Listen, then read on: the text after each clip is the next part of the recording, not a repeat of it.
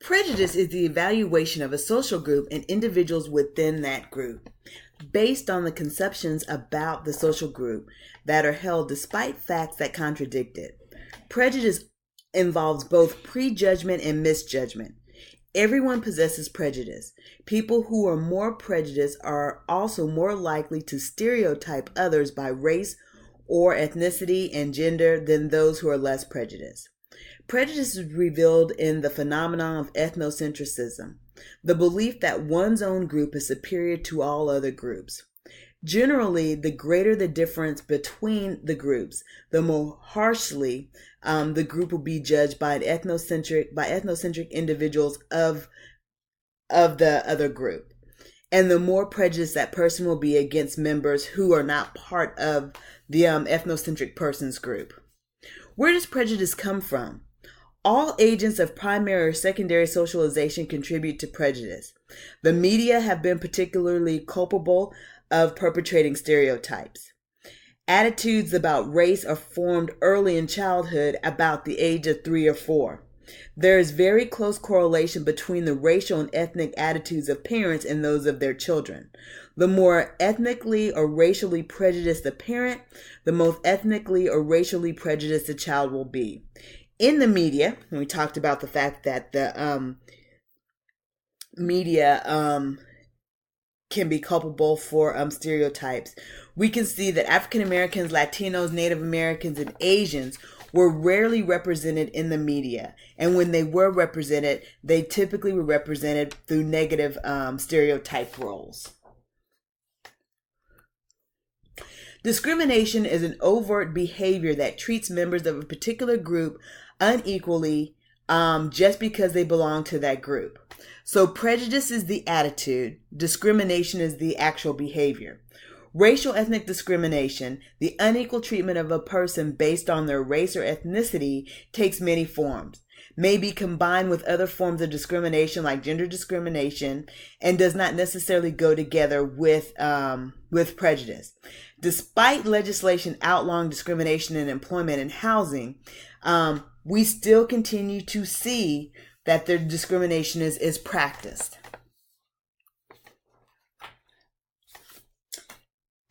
I might have said this before, but anytime you see an ism, racism, sexism, heterosexism, and we'll talk about that. But anytime you see an ism, it's going to be something that's institutionalized, which basically means that it's embedded within our system.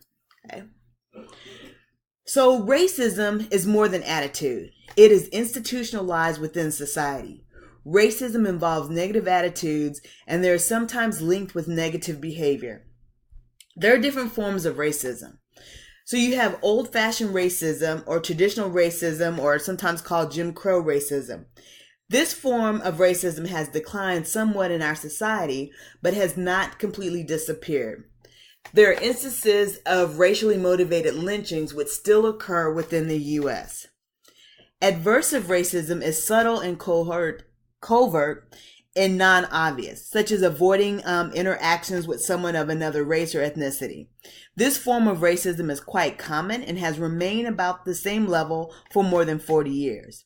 Even when traditional racism disappears or dissipates, adversive racism continues to persist because it is less visible than overt racism.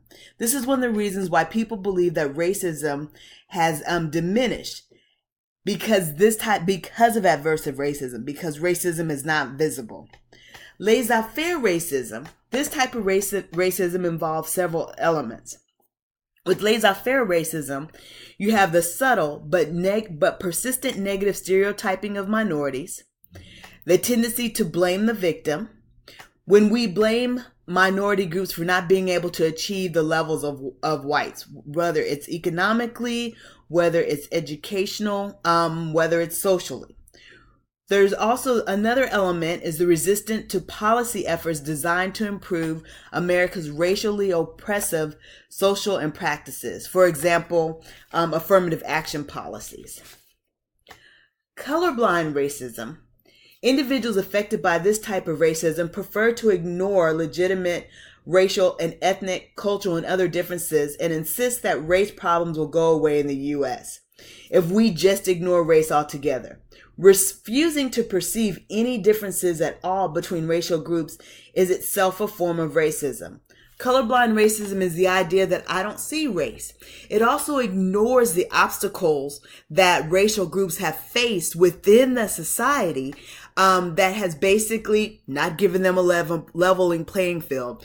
Colorblind racism is almost the idea that everyone is equal within society. Everyone has the exact same opportunities, despite the obstacles and the legal discrimination that we've had within our society.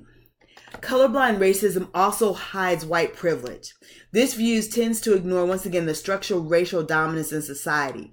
It falsely assumes that the racial barriers in our society have been removed and the U.S. provides a level playing field, yet majority of blacks or minorities continue to perceive the U.S. as uneven. Whenever you watch Race, the Power of an Illusion, The House We Live In, you will see this colorblind racism. In fact, it'll talk about, sorry, my computer's so sensitive. It will talk about aspects of colorblind racism. Also, I was going to say in Melanie Hobson's clip, she talks about colorblind racism too, the problem with that type of ideology, that type of thinking. You'll also see this aspect of institutionalized racism. Institutionalized racism is a negative treatment and oppression of one's race or ethnic group in society by existing institutions based on presumed inferiority of oppressed groups. Institutionalized racism persists because of the economic and political powers that accrues to dominant groups because of their position in social institutions. Dominant groups have the economic and political power to subject minority groups.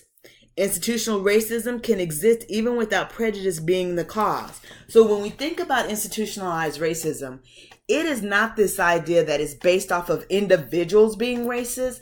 It's the fact that it's a systemic issue. I was going to say, even when we talk about sexism, it's not the fact that men may have unfair treatment to women. It's the fact that we see this sexism within our institutions. One of the things that you'll see in this film is the film about the house we live in. One of the things you'll see in this film is how housing issues, or the way the guidelines were set up, were basically institutionalized racism, because they said, some of those guidelines basically said that minorities should not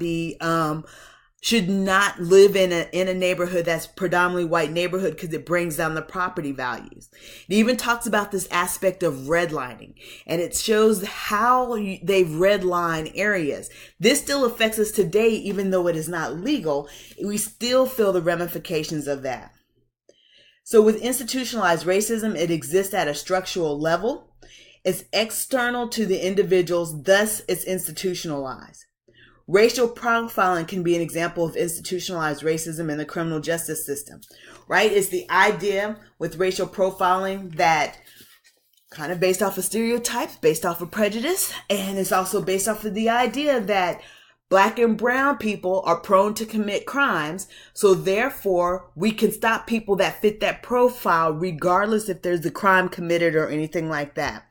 That's the idea of racial profiling. When Black or brown people, African Americans or Latinos get pulled over, if I'm driving a nice car, right, or I'm not in the right neighborhood that I'm supposed to be in and I get pulled over, that would be racial profiling because it's institutionalized. It's something that we've seen within our criminal justice system. It can also be seen in persistent economic inequality, even in such everyday activities as sales transactions. For example, if I'm African American and I am purchasing an item or purchasing something, and let's say that I want to use a credit card, sometimes what can happen is I may be racially profiled where I have to produce a driver's license or have to produce some type of ID. Now, there could have been a person right in front of me who was white, and one of the things that may have happened is when they paid, they weren't asked to produce that, right?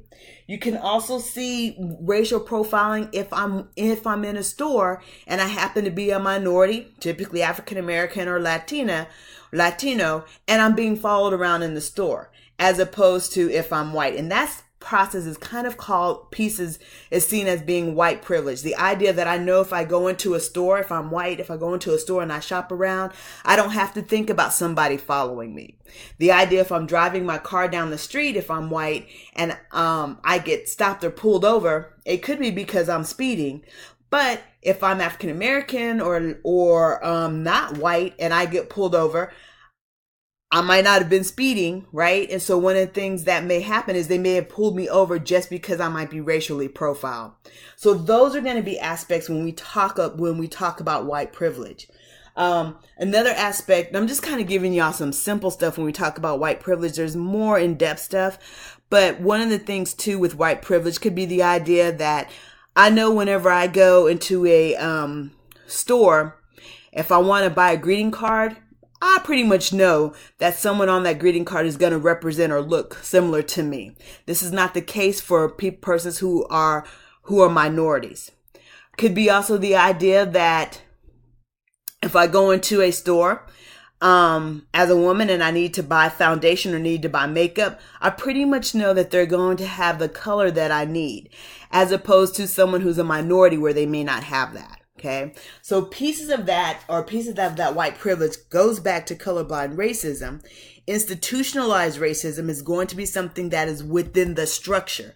So someone may not have a prejudice against a group, but because of institutionalized racism, it can appear, or I should say, because of institutionalized racism, that practice is seen as something that is normal. So let's look at our theories of prejudice and racism. Scapegoat theory is based on the principle that frustrations in achieving social and economic success causes dominant group members to vent the resulting anger as aggression toward minority group members. The minority group is blamed as being the cause of the lack of success.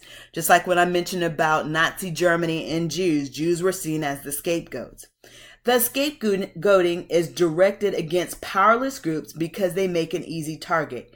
Immigrants are often blamed for large-scale and complex problems like unemployment, even though they have no control of economic policy. Whenever we talk about different racial groups, we're going to see this aspect of scapegoating. For example, in the 1800s, Chinese immigrants were welcome, particularly men were welcome to come in and do the labor within society. Once there was an economic downturn within the 1800s, a law was created called the Chinese Exclusion Act, which basically barred Chinese laborers from coming into the U.S. They were blamed or seen as, wait a minute, all of our jobs are going to Chinese. So they're taking our jobs, right?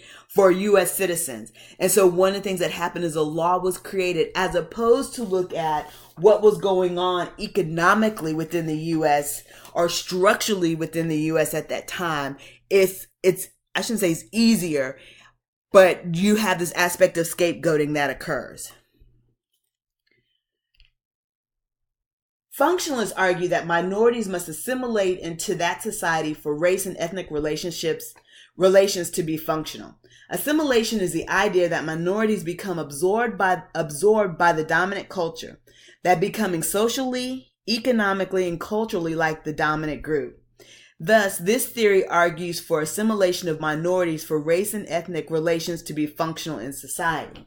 However, there are problems with this aspect of assimilation, or there's critiques with this aspect of assimilation. A problem of this is that it fails to consider the time it takes certain groups to assimilate.